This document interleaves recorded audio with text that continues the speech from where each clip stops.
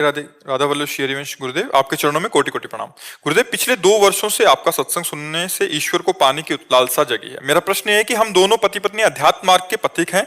मैंने आपको गुरु रूप में मान लिया है, इसलिए मैं राधा उपासी हूं तथा मेरे पति भगवान श्री राम जी के उपासक हैं। ये ठीक वैसे ही है जैसे एक स्थान से रवाना होकर एक ही मंजिल पर जाने वाले 2 व्यक्ति अलग अलग गाड़ियों में सवार हों।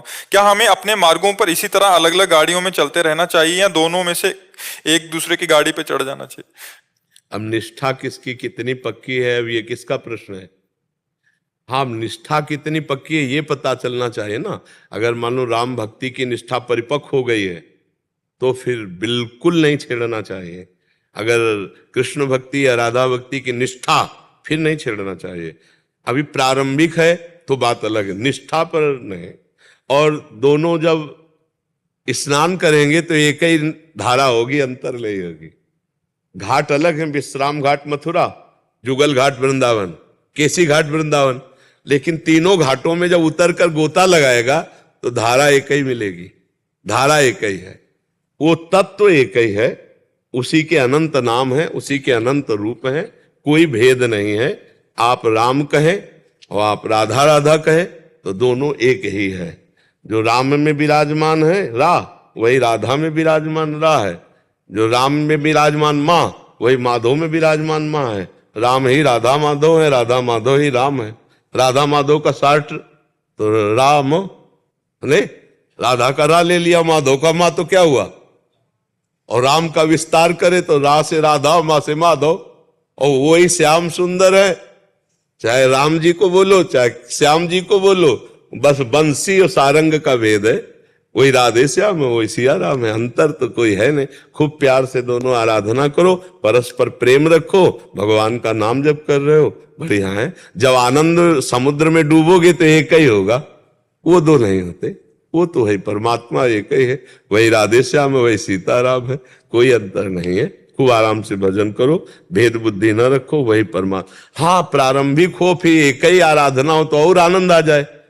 अब जैसे आप चाहोगे श्री जी को पहले भोग लगे, वो चाहेंगे राम जी को पहले भोग लगे, थोड़ा भावना तो रहेगी ना, पर तत्व तो एक ही है। और अगर कहीं दोनों एक ही हो जाए तो दोनों थाल सजाकर अपने ही आराध्य देव को भोग लगा रहे, ऐसा लगेगा।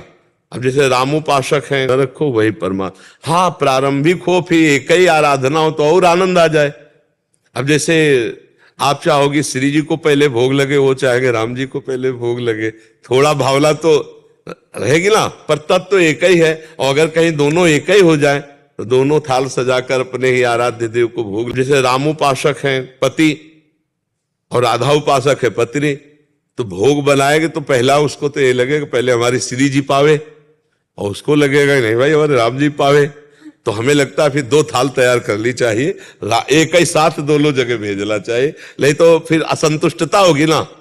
और वो कहेंगे कि हम तो देखो बनाया, हम अपनी श्री जी को भोग लगाएंगे, वो देखो हम कमा के लाए, हमारे पहले राम जी का भोग लगा।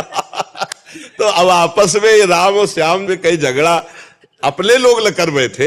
बस इतना ध्यान रखना, दोनों की भावनाओं की पुष्टता हो कि 2 थाली में भोग है, आप राम जी को लगा दो, हम राधा जी को लगा रहे। अच्छा, दोनों तरफ से माल आएगा तो मिलेगा तो एक ही है, आप 2 थोड़ी हो। अर्धांगिनी का मतलब होता है बाम अंग, पति का मतलब दायां अंग।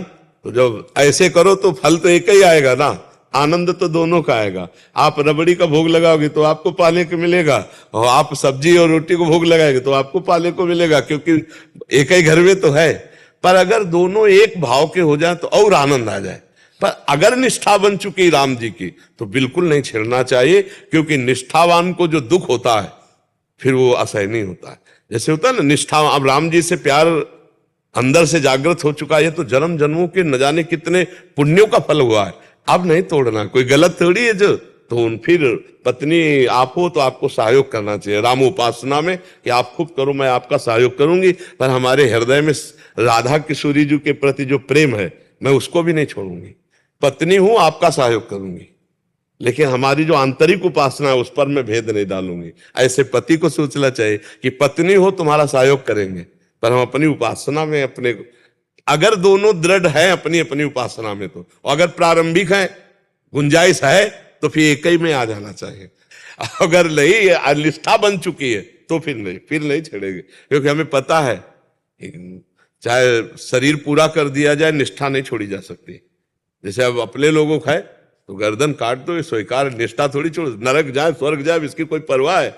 हाँ, प्रभु से संसार में प्यार करने वाले तो कुछ सोचते नहीं, हम प्रभु से प्यार किया, हम सोचे अब प्रीति न काहू की कान विचारे, मार्ग अपमार्ग विथिकित मन को अनुसरत निवारे, ज्यो सरिता सावन जलोमगत सन्मुख सिंधु सिधारे। जब भगवत प्रेम की बाढ़, तो जैसे यमुना जी बाढ़ती सावन में तो किसी के रोके रुकती, समुद्र की तरफ जा, ऐसे मन प्रभु की तरफ भाग पड़ता है। ये कितने गर्व की बात है कि जब हमारा हृदय कहे हम राम जी के हैं, हमारा हृदय कहे हम श्याम जी के हैं, हमारा हृदय कहे हम राधा जी के हैं, कितने गर्व की बात है। नहीं तो माया में समय सब नष्ट हो रहा है। ये तो पवित्र हृदय है जिनके हृदय में गर्व होता है। अस अभिमान जाय जन भोरे, मैं सेवक रघुपति पति मोरे।